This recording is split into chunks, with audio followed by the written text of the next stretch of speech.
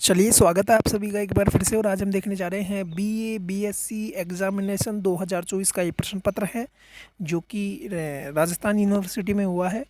Resources geography का प्रश्न पत्र है ये। और इसमें कौन कौन से प्रश्न आए हैं इम्पोर्टेंट, उसको मैं बता रहा हूँ, ताकि अन्य यूनिवर्सिटी के छात्रों को भी फ़ायदा हो और वो इस प्रश्न पत्र के जो इम्पोर्टेंट प्रश्न हैं उनको भी देखें, यदि उनके ये सिलेबस है तो। ठीक है, रिसोर्सेज ज्योग्राफी का ये सिलेबस है तो वो इस प्रश्न पत्र के प्रश्नों को ज़रूर देखें। तो देखिएगा, सबसे पहले यहाँ मैं नक्शे को लेकर के बात करता हूँ। तो यहाँ आपको विश्व का नक्शा दिया गया है कि आपको दिए गए विश्व के मानचित्र में कोई 5 क्षेत्र आपको दर्शाने हैं। तो उसमें आपसे पूछा गया है महान जिले, कांगो नदी, पेरू और पेंटागोनिया का पठार। पेंटागोनिया का पठार। और इसके बाद में आपसे ताइवान देश है एक, और आराफुरा सागर, भारत का मिनरल हाउस, ये आपसे पूछा गया है। इसके बाद में आपसे पूछा गया है, फिर आपसे छोटे प्रश्न पूछे गए हैं। सेक्शन यानी प्रश्न नंबर 1 के आपके कॉलम बी में आपसे छोटे प्रश्न पूछे गए हैं। मोचा कहवा कहाँ उगाया जाता है। और इसके बाद में नेक्स्ट प्रश्न था, निम्न में से कौन सा सागरीय संसाधन नहीं है। पेट्रोलियम, प्राकृतिक गैस, मोनोजॉइट और अब्रक, इसमें से आपको बताना था।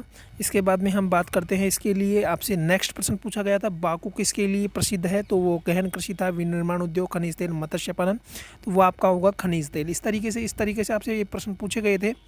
और कौन सा देश ऊन का सबसे बड़ा उत्पादक है ना, तो वो आपको बताना था। सारे सब कुछ ये छोटे प्रश्न थे। अब हम चलते हैं बड़े प्रश्नों की तरफ। अब मैं बात करूँगा सेक्शन 1 के प्रश्नों को लेकर के। अब देखिएगा, संसाधन भूगोल के प्रश्न पत्र में सेक्शन ए में 3 प्रश्न आपसे पूछे गए थे। संसाधन होते नहीं है, बनते हैं। जिम्मेदारी इनके कथन की विवेचना, ये प्रश्न मैंने आपको इम्पोर्टेंट भी बताया था जब मैंने आपको रिसोर्सेज भूगोल का मैंने आपको पेपर बताया था।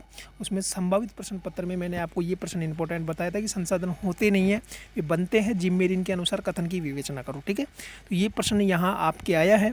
इसके बाद में मैंने वन संसाधन के विश्व वितरण के बारे में भी आपको बताया था, तो ये प्रश्न भी यहाँ आपको मिला है। इसके बाद में मैंने पेट्रोलियम, देखो मैंने पेट्रोलियम कोयला दोनों बताए थे मैंने, उसमें से पेट्रोलियम आया है यहाँ, और इस पेट्रोलियम यहाँ आया है इस, और मैंने आपको कोयला भी बताया था, तो इसमें से पेट्रोलियम आया है। तो ये आपको करने 3 ही प्रश्न थे, तो 2 प्रश्न तो आपके सेक्शन ए में से मिल गए, जिसमें क्वेश्चन नंबर 2 और क्वेश्चन नंबर 4 था। इसके बाद में हम बात करते हैं सेक्शन सी बी के प्रश्नों को लेकर के। बी में मैंने कृषि प्रदेश को परिभाषित करते हुए भूमध्य सागरीय कृषि की विशेषताओं की विवेचना और जनाधिक्य से क्या तात्पर्य है, जनाधिक्य की समस्या और समाधान, ये प्रश्न आपसे पूछा गया था इसमें। और इसमें 7वां प्रश्न जो आपसे पूछा गया था वो पूछा गया था, कहवा की कृषि के लिए आवश्यक भौगोलिक दशाओं का वर्णन और विश्व वितरण में उत्पादन, इसका आपको समझाना था। इसके बाद में हम बात करते हैं सेक्शन सी के प्रश्नों को लेकर के। अब सेक्शन सी में भी फिर से आपसे वही प्रश्न पूछ लिया गया जो आपसे सेक्शन ए के समथिंग वैसा ही प्रश्न है, वैसा ही सेम सा प्रश्न है। आपको उत्तर उसी टाइप में इसका देना है कि संसाधन उपयोग की अवधारणा को आपको बताना था। और वन संसाधन, अब देखो संसाधनों में आपसे वन संसाधन पूछ लिया गया यहाँ, तो आपको वनों के बारे में वर्णन करना था।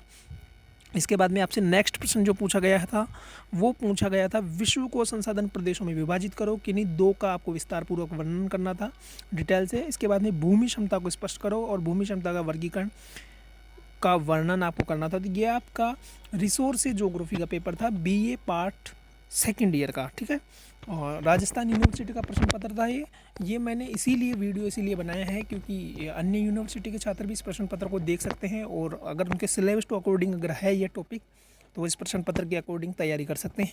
प्रश्न पत्र को देखने में कोई वो नहीं है, सिलेबस सारा सेम है, एक जैसा है सभी यूनिवर्सिटियों का। किसी यूनिवर्सिटी में ये पेपर आपके फर्स्ट ईयर में चलता होगा, तो किसी में सेकेंड ईयर में, तो किसी में थर्ड ईयर में चलता ज़रूर है कहीं ना कहीं।